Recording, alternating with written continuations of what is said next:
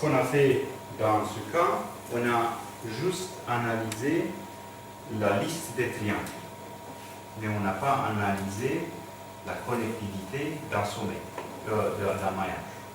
On a fait l'analyse. Il est possible, dans d'autres techniques, de transformer complètement le maillage, de le parcourir d'une certaine manière pour créer des configurations locales. Vous avez ce maillage où il est en V, ça commence par un V1, V1, V2, V3, en analysant la connectivité, on peut créer ce qu'on appelle des fans, triangles fans, des éventails locaux. Dans cet exemple, sur le 1, on part de 1, on va définir un fan comme étant les triangles, les deux triangles 1, 6, 1, 6, 7, 5. Le deuxième fan commence par 6, 2, 9, 3, 7. Et le troisième fan, c'est le violet. Pourquoi on fait cela? Parce que on sait que tous les fans doivent avoir un sommet commun. Okay? Celui-là, il a comme sommet commun le 6. Celui-là, le 9, et celui-là, on va avoir le 9 également, au même cas. Donc, on va créer une structure locale qui aura beaucoup moins d'index. Enfin, il a un nombre limité d'index. En maillage, il peut avoir des index qui vont jusqu'à des millions, parce que c'est l'index de votre sommet. Donc, il faut coder des valeurs jusqu'à des millions. Enfin, il est toujours une structure locale où vous avez entre deux triangles et un nombre peut-être grand, mais en tout cas limité, des triangles incidents en sommet. Donc ce qui vous reste à coder, c'est des chiffres, des index, en général, entre 1 et maximum 10. Donc on va changer les index, au lieu de les appeler V1, V6, V5, V7, il y aura toujours un V0, 1, 2, 3. Dans ce cas, 0, 1, 2, 3, 4, 0, 1, 2, 3. Donc, à nouveau, on réduit la dynamique de notre signal. Oui, parce qu'il y a une nouvelle valeur vont être des valeurs locales. OK?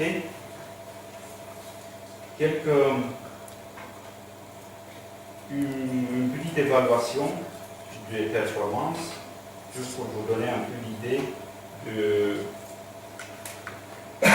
quels résultats on va obtenir en utilisant différentes approches. Vous pouvez imaginer, en général, quand vous faites une analyse simple, vous obtenez probablement une vitesse d'exécution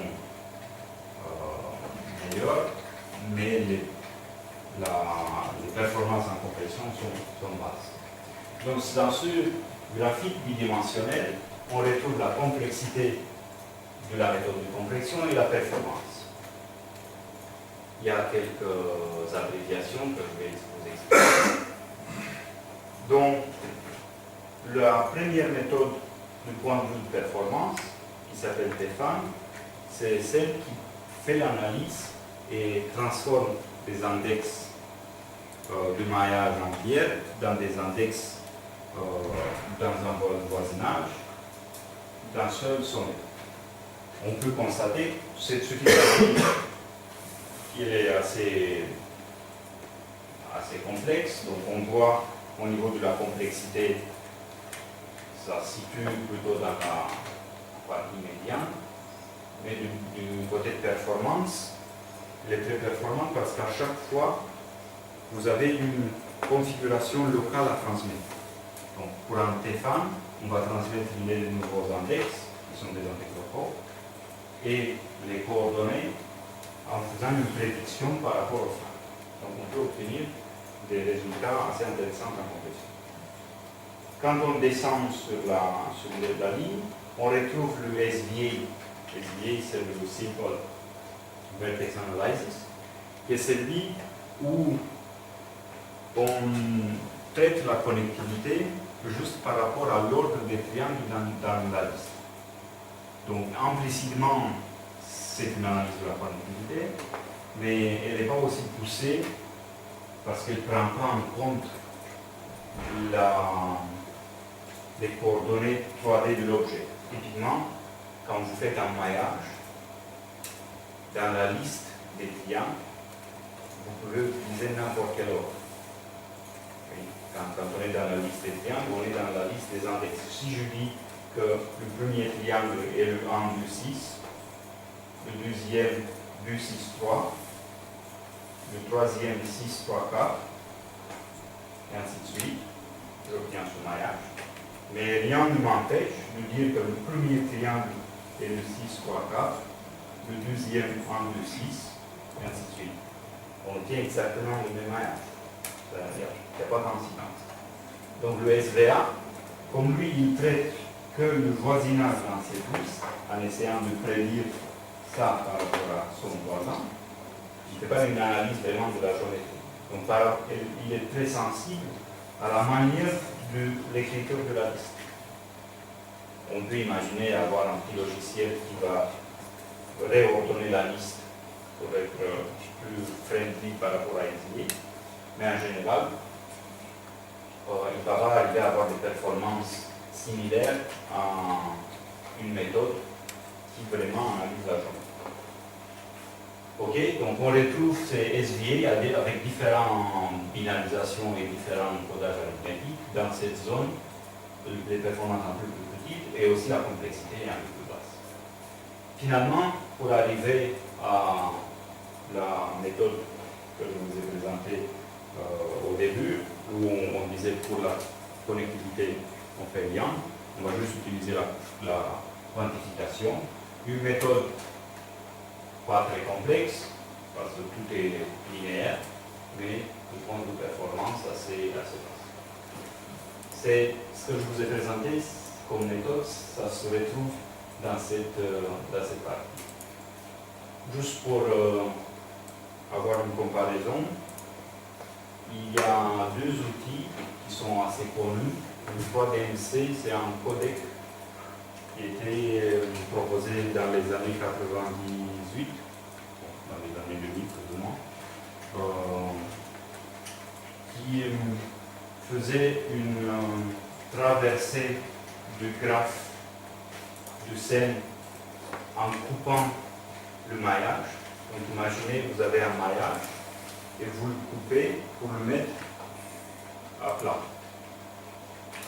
Et à chaque fois, vous avez un arrêt commun et vous passez d'un triangle à l'autre en sautant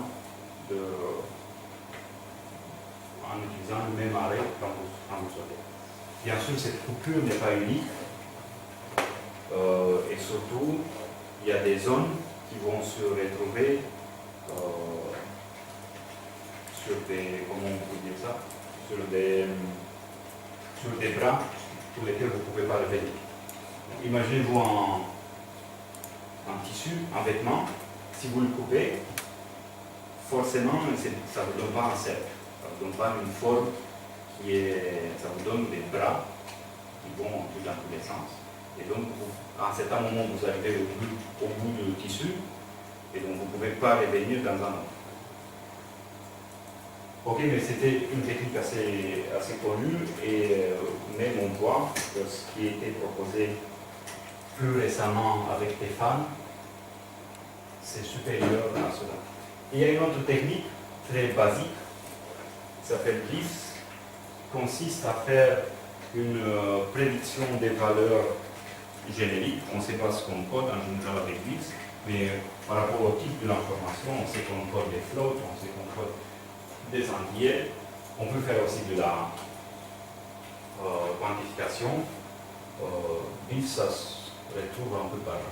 Si on veut représenter le zip, qui est aussi une technique très connue, on peut arriver du point de vue de performance probablement un peu supérieur au NCA, donc probablement pas ici, et du point de vue complexité, aussi inférieur au SVA et Tefan. Juste pour vous donner une idée dans ça, comme on avait déjà discuté, Zip, il peut compresser dans le meilleur des cas, mais vraiment dans le meilleur des cas, jusqu'à 10 fois. En général, en moyenne, c'est 6 fois. SVA, Tefan, ça commence déjà à avoir d'autres ordres de grandeur. Tefan arrivant jusqu'à 50 fois. Okay, c'est à peu près pour relativiser la position de chaque corps.